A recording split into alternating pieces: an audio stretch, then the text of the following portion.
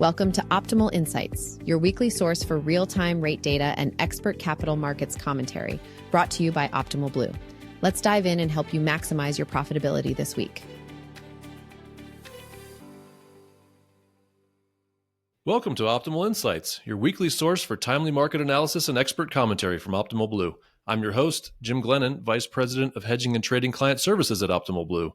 Our clients and industry partners have long relied on Optimal Blue for trusted insights and commentary, and these podcasts are an evolution of our commitment to keeping the industry informed. Let's dive into today's episode. Welcome, everybody.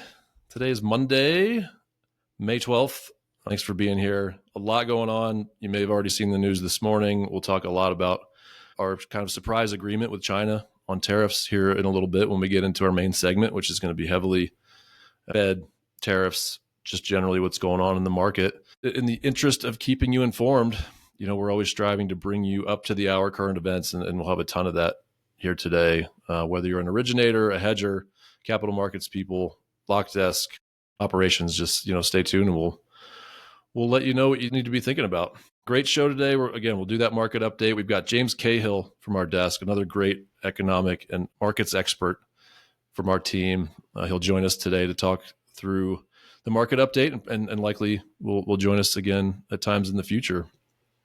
Before we get into that, a little bit of data. OBMMI is just stubbornly stuck between 6.5 and 7. We're right about 6 3/4 today on the conventional 30-year fixed, but volume's still pretty good. I think you read articles about the spring selling season and buying season is still kind of a dud, and that may be generally true. We've talked a little bit about how some of those numbers can be skewed a little bit by things like ghost inventory. But generally speaking, we're seeing good lock volume. So there does seem to be some volume coming in, and it's not all purchase, right? We are continuing to see the refi indexes tick up as folks are sort of forced to refinance for whatever reason. A lot of it is cash out. Some of it just to pay off a higher balance, credit cards, loans, things like that. And we've talked in the past with some of our guests about how we may be in one of the best refi markets we've ever seen. We just don't know it yet. So continuing to keep an eye on that. Other than that, again, volume's pretty healthy. We're over 100% of what we would consider normal pre-COVID levels. So feeling good about that this week as we go into New York. A lot of you will be there. Definitely hope to see you in New York at the MBA Secondary Conference next week. So we'll be recording this podcast this Friday ahead of that. All right, let's get right into it. Let's move over, talk a little bit about market conditions. Okay, welcome, James, Jeff. Welcome to the show. Let's wrap a little bit. There's definitely a lot going on.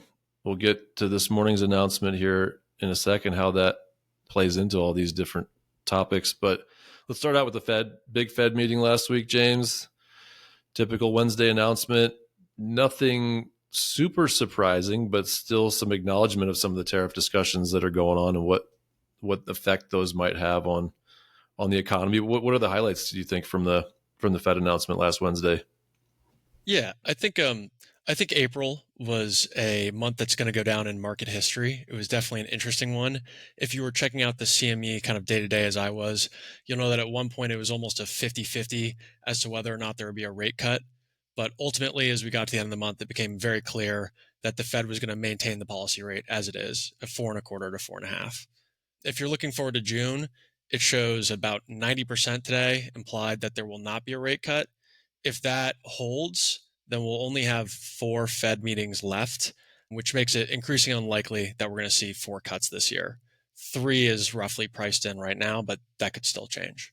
3 seems super aggressive to be very priced aggressive in at this point with kind of the trends we're seeing. I mean, to your point, James, I think you had noted earlier that, only a 10% chance or people pricing in only a 10% chance of a rate cut in June. That's down significantly from a month ago. Most people were assuming there'd be a rate cut by June. Not seeing that anymore, unless we do see a significant drop in jobs, drop in growth. I don't know. I just don't see 3 rate cuts out there this year. No, it feels like, 10% is basically nothing. That's like the long shot bet. Somebody's got money on it just in case things do deteriorate, and they make 10 to 1 on that. But it seems increasingly less likely that, I don't know, maybe we don't see any cuts this year. It's all like the data really has to dictate that. And we're getting close to halfway through the year, and the data is as strong as it's been, as strong as it's ever been. Yeah, it's definitely a bit of a long shot. 4 seems impossible at this point. 3 seems unlikely, but that's roughly what they have priced in. But I think what really the Fed speech that Powell gave kind of shed some light on what they're thinking more. When he came out, he had 2 main points he wanted to address. The first was that the American economy is actually in a pretty good shape. We're facing 4.2% unemployment and 2.4% inflation. Both of those are above the goal, but they're far from disruptive figures, something to really jump on. So the Fed was trying to show that they're holding steady and that the US economy has a lot that it can absorb. The second item that Powell wanted to highlight, though, was that tariffs will be inflationary. There's a question around how big of an impact that's going to be and whether it's a one-time shock or more of a continuous trend. It's really impacted by how quickly America can absorb that shock. So the idea of the message was really to show America's in a good, strong spot, but that there is some inflation coming. It's very kind of uncertain. Yeah, I mean, the Fed's taking a very academic view of this. They're just doing the math, right? Tariffs are going to increase the price of imports. We rely on imports heavily for consumer spending. Consumers will spend more on said product by X number of dollars, and that's going to push up inflation. But again, it's academic, right? It's the inflation numbers themselves, but there's so much that goes into those and so many different products, and some of them are already domestic and some of them have been inflated for years. I don't know. It's not one-to-one in my head. There's going to be something either in the middle or hopefully even on the downside. Jeff's brought this up before, that there may even could be some deflationary effects of this because people buy less goods and then it kind of spirals from there, right? I guess we will find out. I don't know, so let's just get into what happened this morning, right? So we saw an announcement that kind of a surprise. We weren't expecting it right away, but we have made a deal with China, at least for 90 days, where there's now effectively a 30% tariff on goods coming from China. Bessent would say that that's the first in many steps to decoupling from China, is the way I was reading that, just trying to make us less reliant on one another for trade. Is that kind of how you're reading it?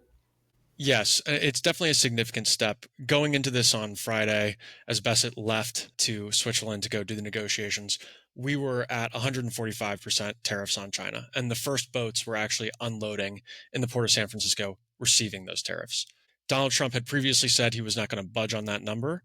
But by Friday, that he was saying if China played a little ball, if we were working together, he might lower them to 80%.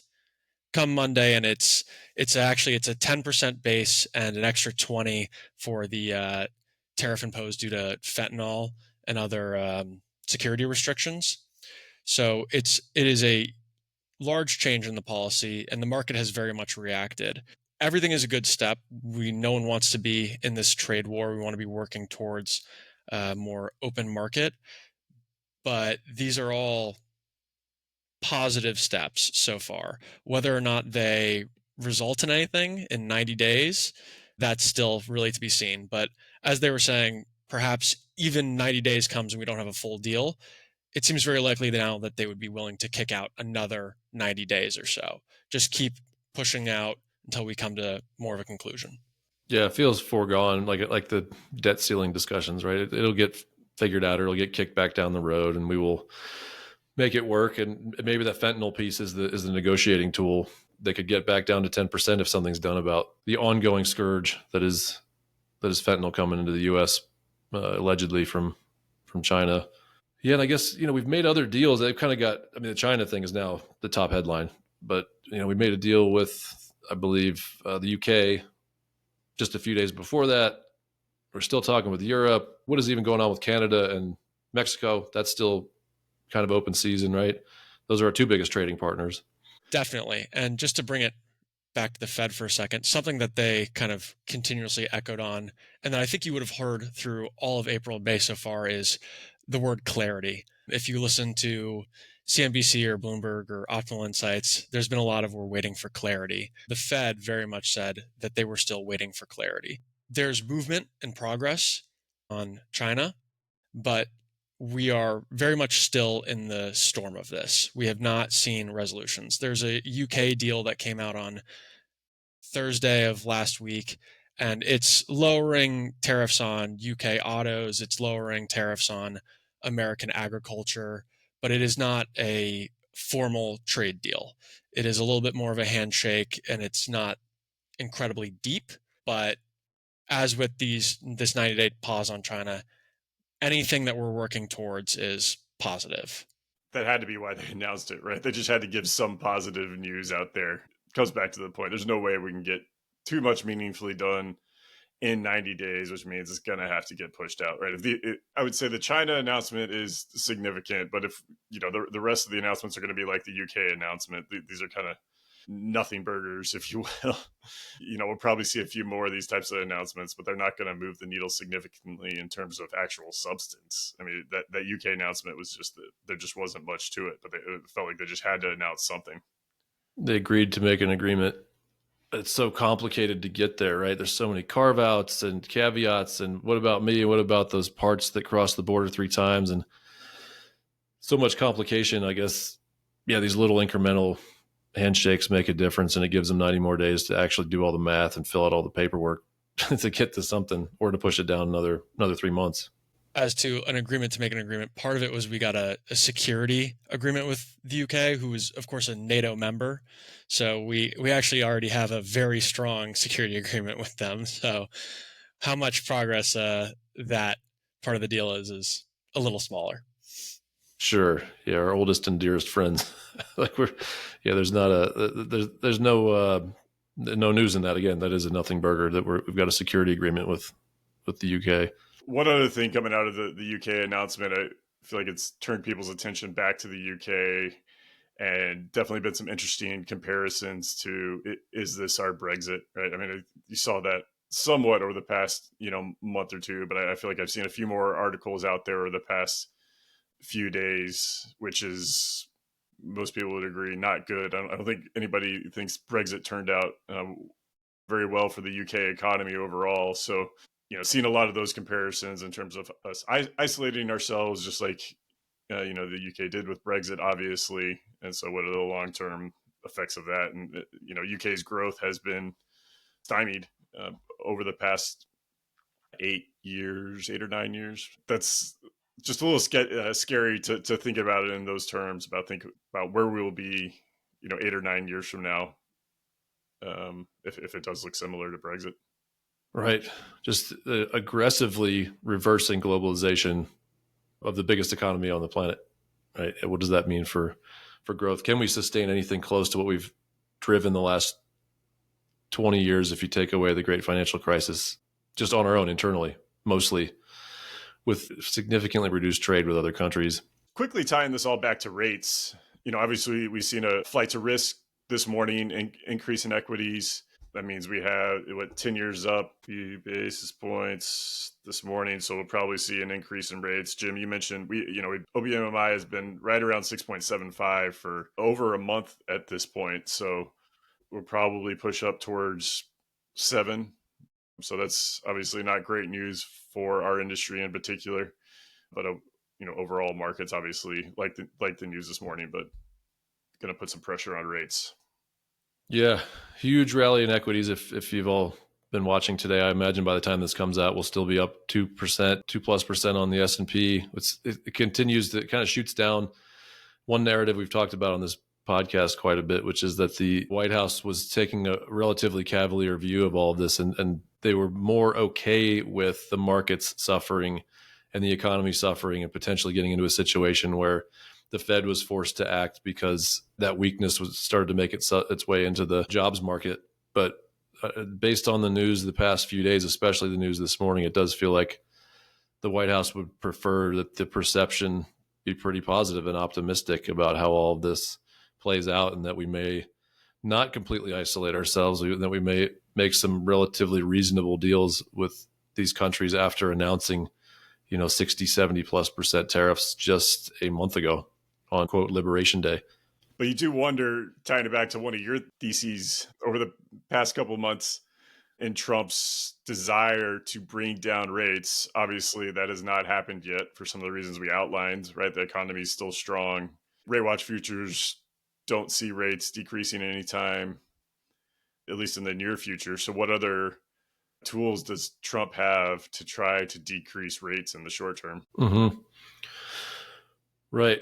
Yeah, seeing nearly no movement there. And there may even be a little bit of an impact of folks might be a little bit squeamish about buying treasuries because there's been threats of nations or even funds dumping treasuries on the market, either in retaliation or in fear of tariffs, right? So that's continuing to keep rates high. It's difficult to think of anything other than the Fed acting or some sort of near cataclysmic dislocation in the financial markets that could also cause the Fed to act. It's difficult to think of other scenarios where rates drop by any significant amount.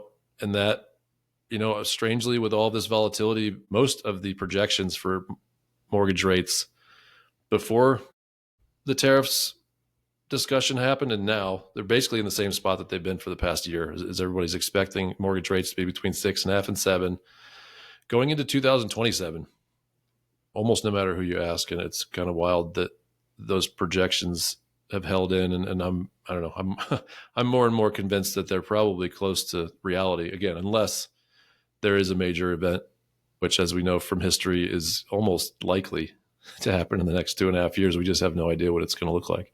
Yeah, right now I'm taking the over on most rate predictions.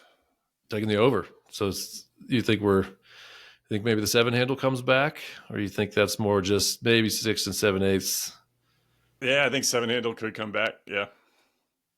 All right. Yeah, not what we'd love to hear in the mortgage industry, but I think we have to continue wrapping our minds around the fact that we needed a little bit of a reset in this industry, and it's been slowly happening over the past few years. And I think we're just in a rate environment that's probably more natural than what we've seen maybe since the great financial crisis, and 6s and 7s, maybe that spot. But even with rates being at those levels, there still is a lot of activity in home sales. There's still growing activity in refis, and we still would expect, and the MBA is still projecting a 16% increase in volume this year over last year, which has a lot of most mortgage companies profitable and in pretty good shape growth wise. We just may not get that huge, refi boom that we've all been hoping for since 2022 at this point. All right. So what do we have coming up this week now? This week's pretty heavy, but mostly inflation numbers we'd want to be keeping an eye on, maybe some retail sales. Yeah, on Tuesday, we're going to be seeing CPI, and similar on Thursday, we'll see jobs and PPI. So these are definitely the big inflation reports that you want to keep your eyes on. We should probably by now be seeing the tariff impact. So these are definitely ones to pay attention to, though with the new news in China, we might see some reversal come next month. I thought one of the really interesting ones to check out is on Friday. There's the import price index. This is just a basket of goods that are imported to the United States every month and how they have changed in price. This would have been calculated this week. The first boats coming off with the 145% tariff will be included. So we should see a large rise, but it's just an interesting one to check. How much is that actually going to be passed on to the import tariff? Right. Yeah, I think there will be asterisks on all of these inflation numbers here going into the next quarter or two because of all the things you just said. I'm even curious now. I'm thinking, CPI and PPI, we've talked about how they're very much related and correlated, but there's a gap between them, and that gap would be profit margin being built in by the companies that sell goods, right? So I wonder if we see any sort of dynamic where PPI remains fairly flat because there's maybe a little bit of a blip because of the few boats that came in at 140% tariffs. But then, there has been talk of producers increasing their retail prices in anticipation, right? Raising their margins in anticipation of tariffs and having to kind of counterbalance some of those effects. I wonder if we see CPI jump more than PPI in the short term, just to reflect that kind of margin differential, just like we would do in the mortgage industry, right? Raise margins a little bit in a volatile market. Like this is for a producer, super volatile market. I don't know what my goods are going to cost next month. So I may have to increase what I'm charging for my product to weather that storm, right, when it comes. Anything else of note coming up later this week, James? Nothing else of strong note there. I had a good little fun fact I picked up this week. Do it. Jim, do you have any idea what country has the most Bloomberg terminals per person? Per person? Per capita, Bloomberg terminals. I'm going to guess it's not the U.S., or this wouldn't be a tricky question. Oh, man, it's going to be some small. Related to some recent news, or maybe not related, but it's been come up in the news recently. Definitely. And it is small. It's not Hong Kong or something like that, is it? It's actually the Vatican. The Vatican has 17 Bloomberg terminals and roughly 900 people. So about 2% of people in the Vatican have access to a terminal, which is just an interesting stat in relation to our first American Pope. It's exciting for us. That's a good indicator. That is an interesting stat. Like, what are they watching, you reckon? What are they using their terminals for over there? Did they say? It's for currency, because the church is so international and they have parishes every country on the planet. So sure. Maybe they're doing a little hedging too, a little currency hedging. That is an interesting factoid. Nice one. What does the Vatican's mortgage-backed security portfolio look like, I wonder? I'm sure they're diversified. There's no better high-yielding asset that you can find right now, I don't think. I don't know that I'd be trusting corporate bonds in this environment. All right, James, Jeff, thank you for the time and the discussion. Good stuff. Thank you for having us. All right, let's wrap this thing up. Thanks again to James and Jeff for the discussion today. A lot to think about, a lot to keep an eye on this week. And again, we'll record another one of these on Friday, do a couple more updates on tariffs and what to watch out for in the coming week, and hopefully see a ton of you at the MBA Secondary in New York next week. That is coming up here very quickly. Big industry conference. So see you there. And that's it for today. Join us next week for another episode of Optimal Insights, where we'll continue to provide you with the latest market analysis and insights to help you stay ahead. Don't forget to follow us on LinkedIn for more updates and to access our latest video episodes. You can also find each episode on all major podcast platforms. Thank you for tuning in to Optimal Insights.